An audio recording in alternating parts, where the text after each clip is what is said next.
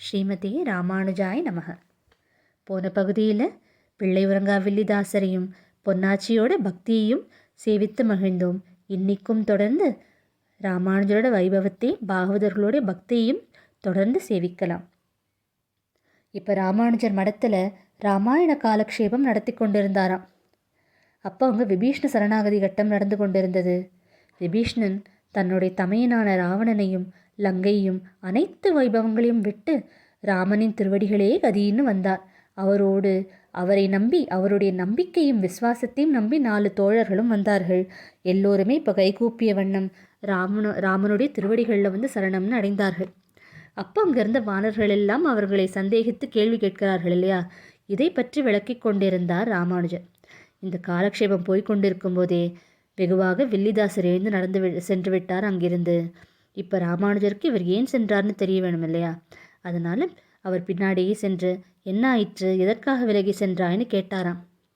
அப்போ பிள்ளை வில்லிதாசர் சொல்கிறார், சரணாகதிக்கு தடைன்னு நினைக்கக்கூடிய அனைத்தையும் விட்டுவிட்டு ராமன் ஒருவனே கதின்னு வந்தார் இல்லையா விபீஷ்ணன், அவருக்கே இத்தனை கேள்விக்கணைகள் உண்டு என்றால் அப்போ எதையுமே விடாமல் உங்கள் திருவடிகளில் வந்திருக்கிறேன், எதையுமே தியாகிக்காமல் வந்திருக்கிறேனே, என்னை போன்றவனுக்கும் மோட்சம் கிட்டுமான்னு ஒரு சந்தேகம்னு சொன்னாராம் வில்லிதாசர்.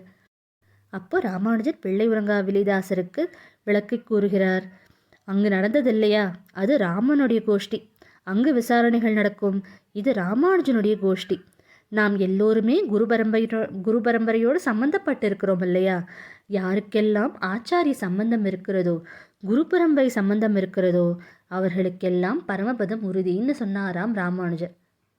இப்போது பெரிய நம்பிகளுக்கு பரமபதம் உண்டுனா அடியேனுக்கும் உண்டு, அதே போல் ஆளவந்தாருக்கு பரமபதம் உண்டெனில் பெரிய நம்பிகளுக்கும் பரமபதம் உண்டு, அப்படி மணக்கால் நம்பிகளுக்கு பரமபதம் உண்டெனில் ஸ்ரீ ஆளவந்தாருக்கும் பரமபதம் உண்டோன்னு இப்படியே சொல்லிக்கொண்டே வருகிறார். கடைசியாக அந்த பரமபத நாதனுக்கு பரமபதம் உண்டெனில் நம் எல்லோருக்குமே பரமபதம் உண்டுன்னு சொல்கிறாராம் ராமானுஜர். அதாவது இங்கே என்ன முக்கியம்னா, யாருக்கெல்லாம் ஆச்சாரிய சம்பந்தம் குரு பரம்பரை சம்பந்தம் அவ்வளவு முக்கியம், அது யாருக்கெல்லாம் இருக்கிறதோ அவர்களுக்கெல்லாமே பரமபதம் உறுதின்னு சொல்கிறார் ராமானுஜர். ஏன்னா இந்த இடத்துல நம்ம பக்தியோ அதையும் கூட இல்லை, ஆச்சாரியரோட திருவடிகளை முன்னிட்டு கொண்டு நாம் பரமபதம் அடைகிறோம் இல்லையா? அவர்களை முன்வைத்து கொண்டு அவர்கள் மூலமாக சரணாகதி அடைகிறோம். அதனால் பகவான் மறுப்பதே இல்லை. இப்போ விபீஷ்ணனுக்கு அந்த இது இல்லை. விபீஷ்ணன் நேரடியாக ராமனிடம் வந்தான், அவனுக்கு விசாரணை இருந்திருக்கு.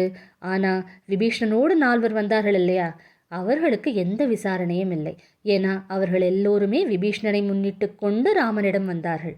இதுதான் குரு பரம்பரையோட மகத்துவம். யாருக்கெல்லாம் ஆச்சாரிய சம்பந்தம் குரு பரம்பரை சம்பந்தம் இருக்கிறதோ அவர்கள் யாருமே பரமபதம் கிடைக்குமான்ற சந்தேகத்திற்கே இடமில்லை. அவர்கள் எல்லோருக்கும் நிச்சயம் பரமபதம் உண்டுன்னு சொல்கிறார் ராமானுஜர். கடைசியாக இன்னொன்றும் சொல்கிறார், உனக்கு பரமபதம் இல்லை என்றால் அந்த பரமபத நாதனுக்கே பரமபதம் இல்லைன்னு ஒரே போடா போட்டாராம் ராமானுஜர். அந்த அளவுக்கு குரு பரம்பரை மீது உள்ள நம்பிக்கை, அந்த விசுவாசம், குரு பரம்பரை சம்பந்தம் உள்ளவர்களுக்கெல்லாம் பரமபதம் உண்டுன்றது தான் இதை காட்டுகிறது. இப்படியே ராமானுஜரோட சீடர் குழாம் பெருகியது. உடையவரும் ரொம்ப மகிழ்ச்சியோடு திருவரங்கத்தில் ஸ்ரீபாஷ்யம், சோஸ்திர ரத்னம், திவ்ய பிரபந்தம்னு எல்லா ஆழ்பொருள் ரகசியங்களையெல்லாம் அடியவர்களுக்கு சாதித்து கொண்டு வந்தார்.